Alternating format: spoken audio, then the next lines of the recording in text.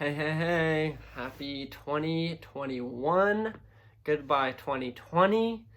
I wanted to come and just share a little thought with y'all. I've seen a lot of y'all are really good about reflecting and looking back on 2020. And I'm sure and I hope that you're also setting goals and looking ahead for 2021. Um, and man, this past year has been tough. It's been a challenge. There's been a lot of things that we've had to react and adapt to, but it's also been a year that has just forced us to really be strengthened.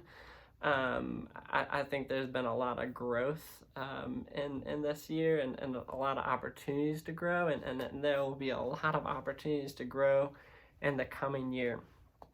But the thing I wanted to just encourage you and challenge you with as you look ahead is remember, God, Jesus is the King.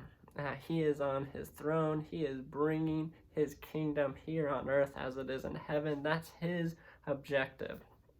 And so as you're setting goals, as you're looking ahead, I encourage you to seek first his kingdom. Remember that you are not the center of the universe. That's a kind of a no duh, of course, David.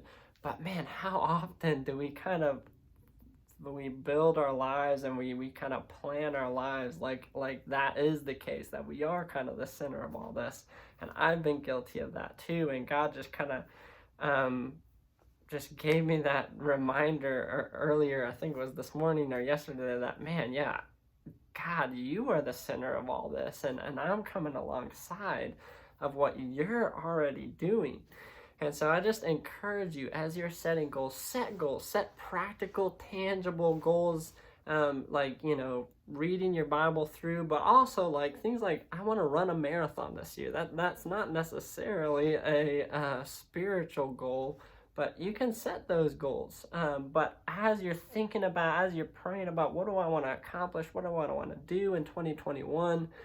Remember, you're not the center. God is. And so coming before him and seeking his kingdom first, as you then set the goals to run a marathon, to read your Bible, to accomplish this in school, to be trained in this area, how are those things coming to line with seeking first God's kingdom and his righteousness?